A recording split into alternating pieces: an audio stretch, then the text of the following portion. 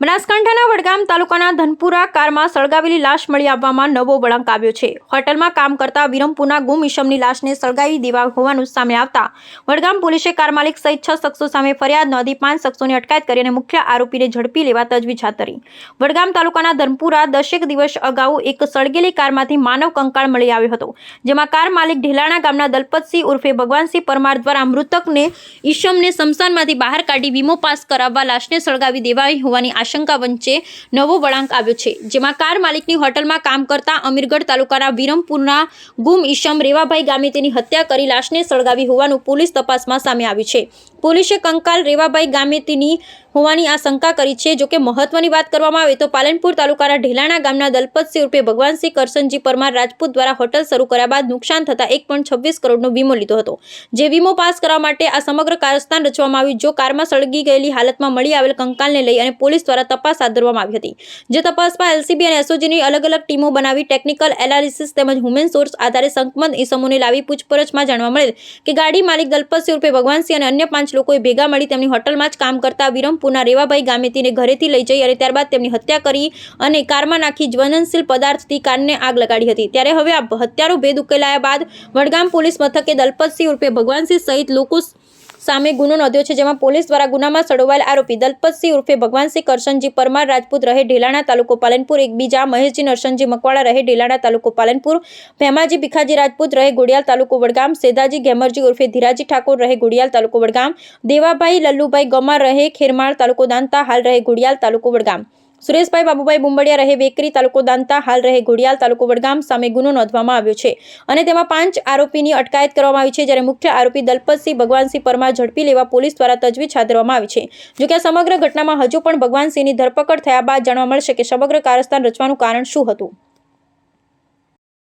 लाश को गाड़ी में रखकर जलाया गया, हत्या की गई। पुलिस ने क्या कार्रवाई की, कितने आरोपी को अभी तक पकड़ा है और जो मुख्य आरोपी है उसको तलाश करने के लिए पुलिस ने कितनी टीमें बनाई और कहाँ तक तफ्तीश पहुंची है? तो पहले मैं पूरा इंसिडेंट ही आपको बता देती हूँ कि 27 तारीख को हमें इन्फॉर्मेशन मिली कि धनपुरा पाटिया के पास में एक गाड़ी जली हुई गाड़ी मिली है, जिसमें कि जो ड्राइविंग सीट है उस पर एक मानव का कंकाल भी हमको मिला है। तो उसका हमने एक एडी दाखिल हुई वडगांव पुलिस स्टेशन में और उसका इन्वेस्टिगेशन स्टार्ट किया और आईजी सर चिराग कोरडिया सर और एसपी सर हमारे जो हैं उनके सुपरविजन के तहत बहुत सारी टीमें बनाई गई। उन टीमों में LCB, SOG, Wadgaon police station के लोकल जितने भी हमारे पुलिस के टीम हैं, अलग अलग टीमें बनी जो कि टेक्निकल एनालिसिस करने के लिए, सीसीटीवी फुटेज का एनालिसिस करने के लिए, ह्यूमन इंटेलिजेंस कलेक्ट करने के लिए और एक्चुअली में क्या हुआ है वो सारी इन्फॉर्मेशन के लिए हमने ये बहुत सारी टीम्स बनाई थी। जब ये टीम्स बनाई तो हमें ये पता लगा कि जो ढेलाना जो क्रिमेशन ग्राउंड है वहाँ से एक डेड बॉडी को निकाला, उन्होंने डिग करके एक डेड बॉडी निकाली और उसको उन्होंने उस गाड़ी के अंदर प्लांट कर दिया और गाड़ी को आग लगा दी। तो पहले हमें ये इन्फॉर्मेशन इन्वेस्टिगेशन के दौरान पता लगी, उसके तहत यहीं पे वडगांव पुलिस स्टेशन में एक एफआईआर दाखिल की गई। बट जब फर्दर इन्वेस्टिगेशन किया और हमने 5 लोगों को उस टाइम पे अरेस्ट किया था, तब ये पता लगा कि जो डेड बॉडी हमें गाड़ी में मिली है ना तो उस ओनर की है जो कि भगवान सिंह है, उस ओनर की भी नहीं है, ना ही उन्होंने जो क्रिमेशन ग्राउंड से डेड बॉडी निकाली है ये उसकी भी नहीं है। इनफैक्ट ये किसी थर्ड पर्सन की है जिसको मार करके उन लोगों ने उसकी डेड बॉडी को वहाँ रख के और उसको जला दिया है। फिर हमने इसलिए इस सब इन्फॉर्मेशन के बेसिस पे हमने जो है APC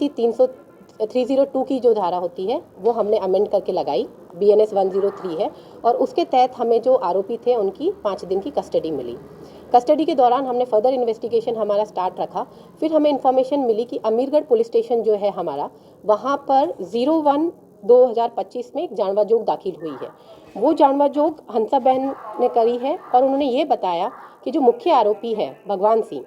वो 26 की सुबह उसके हस्बैंड को लेने के लिए वहाँ आया था। उस सुबह 9 बजे, क्योंकि वो उसका हस्बैंड जो है वो एक लेबर का काम करता है, तो वो उसको सुबह लेने के लिए आया था और उस दिन के बाद से उसका हस्बैंड भी वापस नहीं आया। इस हिंट को देखते हुए और जो हमारे पास आरोपी थे उनसे फर्दर पूछपरछ करके और सीसीटीवी फुटेज का एनालिसिस करते हुए हमें ये पाया गया कि हो सकता है कि इसी को इन लोगों ने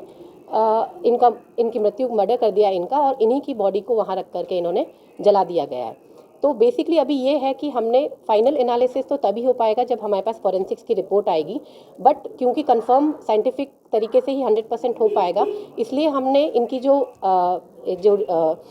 रेवा भाई है जिनका जानवा जोग दाखिल हुआ है, उनके बच्चों का ब्लड सैंपल भी हमने लिया है। जो ढलाना क्रिमेशन ग्राउंड से जिस डेड बॉडी को उन्होंने निकाला था, उनकी मदर का भी हमने लिया है, और जो मुख्य आरोपी है हमारा भगवान सिंह, उसके बच्चों का भी हमने जो है ब्लड सैंपल लिया है, और हम तीनों को एक बार मैच करवाना चाहते हैं कि डीएनए किससे मैच करता है। तो अभी तक हमारा इन्वेस्टिगेशन यहाँ तक पहुँचा है, और जो फर्दर इन्फॉर्मेशन होगी वो हम आप लोगों को दे देंगे। ये पूरी वारदात क्यों रची गई? भगवान सिंह अभी गायब है। तो इस वारदात के पीछे जो मोटिव की आप बात कर रहे हैं, वो मेनली हमें जितना पता लग रहा है वो इसने इंश्योरेंस के लिए किया है। इसकी जो गाड़ी है और खुद का टर्म इंश्योरेंस टोटल मिला के अराउंड 1 करोड़ है, और इसने इसकी एक होटल है केदारनाथ करके, वो और इसने जो गाड़ी भी ली थी उसका टोटल खर्चा इसको अराउंड 1 करोड़ का लोन था इसके ऊपर। जो बैंक स्टेटमेंट वगैरह हमने लिए हैं उससे ये पता लगता है कि लोन नहीं चुका पा रहा था या नहीं चुकाना चाहता था, तो इसने सोचा कि ये पूरा षड्यंत्र अगर मैं करूँगा तो मुझे 1 करोड़ के अराउंड जो है इंश्योरेंस मनी मिल जाएगा, तो यही इसका मेन मोटिव था। ढिलाना से जो बॉडी निकाली गई थी उसका उसने क्या किया?